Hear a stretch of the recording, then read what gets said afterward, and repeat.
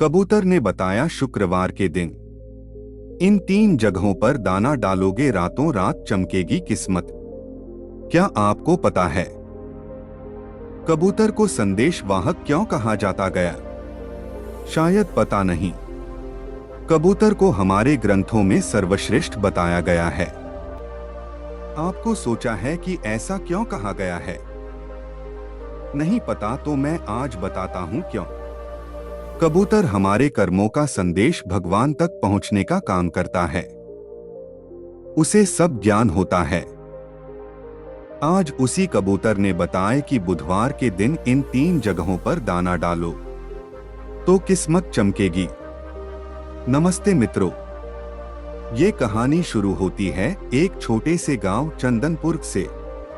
चंदनपुर कोई बहुत बड़ा शहर जैसा गांव नहीं था, बल्कि वहां आज भी पुरानी परंपराएं और आपसी प्रेम जिंदा था। वहां के लोग सुबह सूरज निकलने से पहले जाग जात और अपने खेतों की ओर निकल पड़ते। इसी गांव में एक व्यक्ति रहता था जिसका नाम था माधव। माधव बहुत ही सीधा साधा और मेहनती इंसान था। उसके पास अपनी पुश्तैनी जमीन का एक छोटा सा टुकड़ा था जिस पर वह दिन रात पसीना बहाता था। लेकिन कहते हैं न कि कभी कभी मेहनत के बावजूद वक्त साथ नहीं देता। माधव के साथ भी कुछ ऐसा ही हो रहा था। पिछले 2 सालों से बारिश कम होने की वजह से फसल अच्छी नहीं हुई थी। माधव के ऊपर साहूकार का कर्ज बढ़ता जा रहा था। घर में बूढ़ी माँ और छोटी सी बेटी गुड़िया की जिम्मेदारियां उसके कंधों पर थीं। माधव अक्सर परेशान रहता था।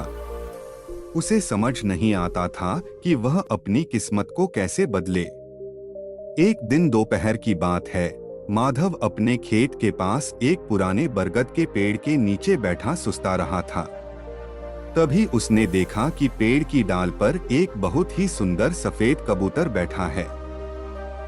वह कबूतर बाकी कबूतरों से थोड़ा अलग था, शांत, चमकदार और उसकी आंखों में एक अजीब सी चमक थी। माधव ने अपनी पोटली से रोटी का एक टुकड़ा निकाला और उसे मसलकर जमीन पर डाल दिया। कबूतर धीरे से नीचे उतरा और दाना चुगने लगा। माधव उसे देखता रहा। अचानक उसे अपने दादाजी की एक बात याद आई। उसके दादाजी कहा करते थे कि पक्षी केवल जीव नहीं होते, वे कुदरत के संदेश वाहक होते हैं। अगर कोई पक्षी आपके पास बार बार आए तो समझो ईश्वर आपसे कुछ कहना चाहते हैं। अगले दिन माधव फिर उसी पेड़ के नीचे बैठा था। वही सफेद कबूतर फिर से आया। माधव ने उसे दाना डाला। इसी तरह 3-4 दिन बीत गए। एक रात माधव को एक अजीब सा सपना आया। उसने सपने में देखा कि वही सफेद कबूतर उसके आंगन में बैठा है और उससे कह रहा है, माधव तू परेशान क्यों है? तू मेहनत तो करता है, लेकिन तूने कभी उन जगहों पर ध्यान नहीं दिया जहां से आशीर्वाद के रास्ते खुलते हैं। शुक्रवार और बुधवार का दिन बहुत खास होता है। अगर तू सही तरीके से और सही जगह पर दाना डालेगा तो तेरे दुख के दिन खत्म हो जाएंगे। माधव की आंख खुली तो वह पसीने से तरबतर था। उसे लगा यह सिर्फ एक सपना है। लेकिन अगले ही दिन बुधवार था। माधव के मन में एक उम्मीद जागी। उसने सोचा कि क्यों न एक बार कोशिश की जाए। उसने घर में रखे थोड़े से अनाज को इकट्ठा किया और निकल पड़ा। उस दिन माधव ने सबसे पहले गांव के पुराने मंदिर की सीढ़ियों पर दाना डाला। वहां बहुत सारे कबूतर इकट्ठा हो गए। माधव को वहां शांति महसूस हुई।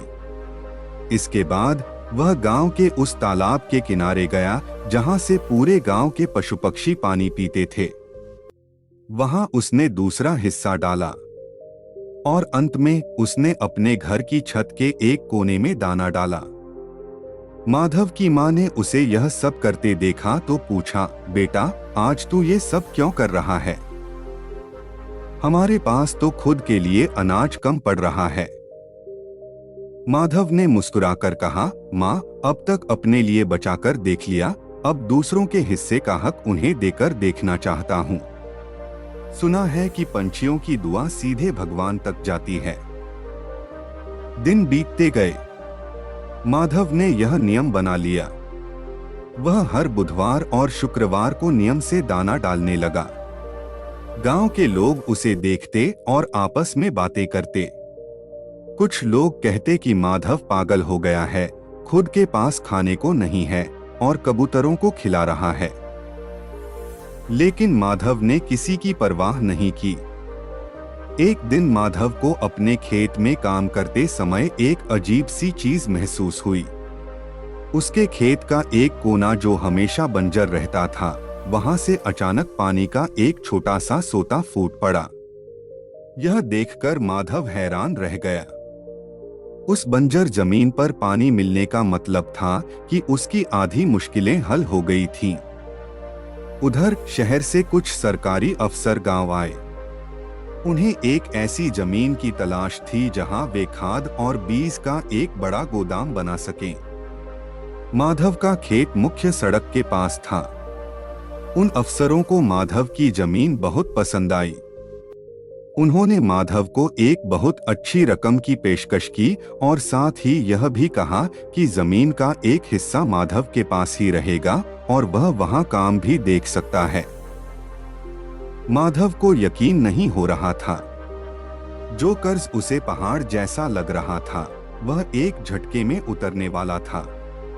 उसे उस सफेद कबूतर की याद आई। उसे समझ आया कि यह सब महज इत्तेफाक नहीं था। यह तो उसके उस छोटे से प्रयास का फल था जो उसने पूरी श्रद्धा से किया था। लेकिन कहानी में एक मोड़ अभी बाकी था।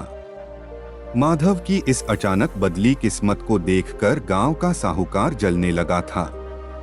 साहूकार ने सोचा कि माधव की जमीन हड़पने का यह सही मौका है। उसने एक चाल चली और माधव के पास आकर बोला, माधव, तेरा कर्ज तो बहुत पुराना है। ब्याज लगाकर यह रकम इतनी बढ़ गई है कि सरकारी पैसा भी कम पड़ेगा। तुझे अपनी पूरी जमीन मेरे नाम करनी होगी। माधव परेशान हो गया।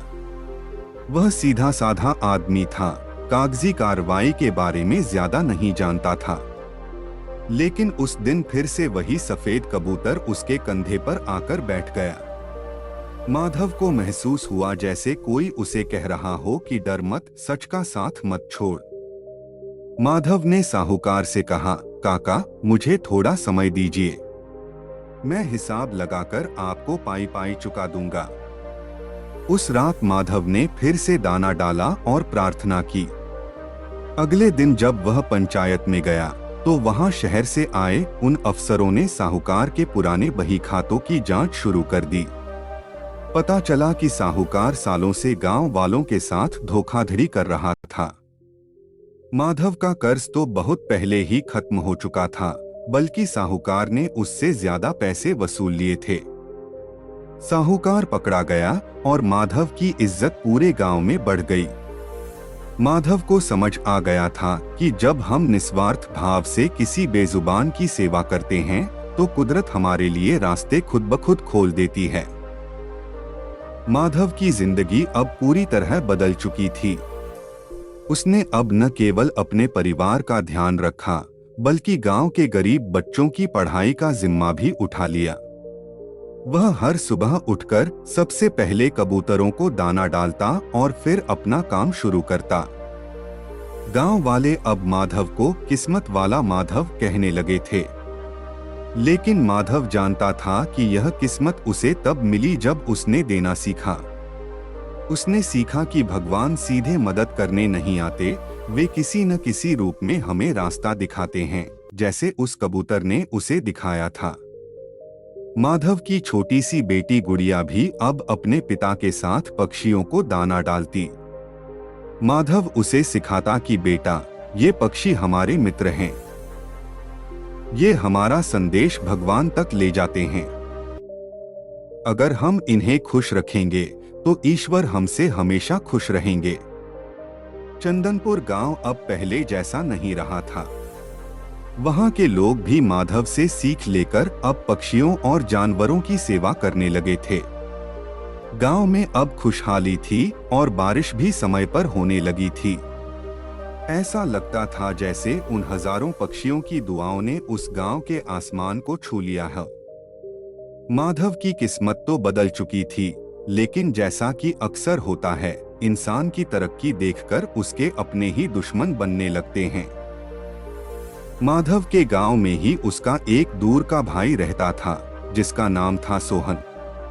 सोहन स्वभाव से आलसी और लालची था। जब उसने देखा कि कल तक दाने दाने को मोहताज रहने वाला माधव आज सरकारी अफसरों के साथ बैठ रहा है और उसके घर में सुख शांति है, तो उसके सीने में जलन होने लगी। सोहन ने एक रात माधव को दाना डालते हुए छुपकर देखा। उसने सोचा, जरूर इस दाना डालने के पीछे कोई काला जादू या कोई गुप्त मंत्र है। मुझे भी यह पता लगाना होगा।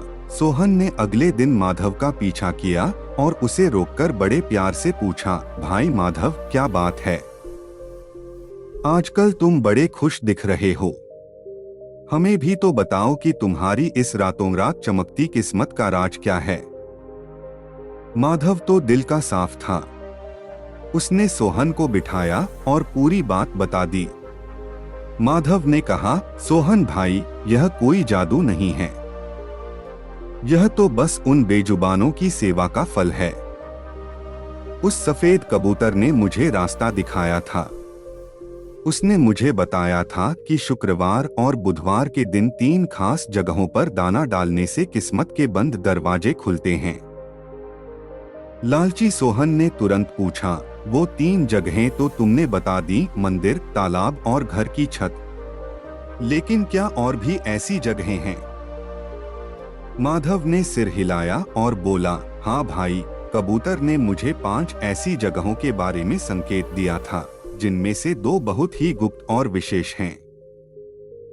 उसने बताया था कि अगर कोई इंसान पूरी श्रद्धा से किसी पुराने पीपल के पेड़ की जड़ के पास और अपने पूर्वजों की याद में किसी खाली मैदान में दाना डालता है, तो उसके घर की दरिद्रता जड़ से खत्म हो जाती है। सोहन ने यह बात गांठ बांध ली, लेकिन उसके मन में श्रद्धा नहीं, बल्कि सिर्फ लालच था। उसने अगले ही दिन से दाना डालना शुरू किया।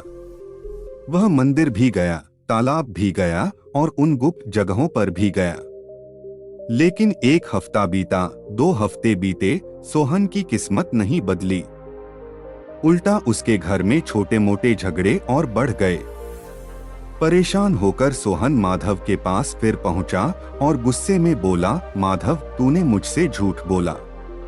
मैंने उन 5 जगहों पर दाना डाला, लेकिन मेरा तो कोई काम नहीं बना, बल्कि मेरा तो नुकसान ही हो रहा है। माधव शांत रहा। उसने सोहन की आंखों में देखा और बड़े धीमे स्वर में कहा, सोहन भाई, दाना तो तुम डाल रहे हो, लेकिन शायद तुम देना भूल गए हो। तुम पक्षियों को दाना इसलिए नहीं खिला रहे कि उनका पेट भरे, बल्कि इसलिए खिला रहे हो ताकि तुम्हारा तिजोरी भरे। भगवान और ये बेजुबान पक्षी हमारी नीयत को देखते हैं, हमारे अनाज के दानों को नहीं। सोहन को माधव की बात चुभी तो सही, लेकिन उसका अहंकार बड़ा था।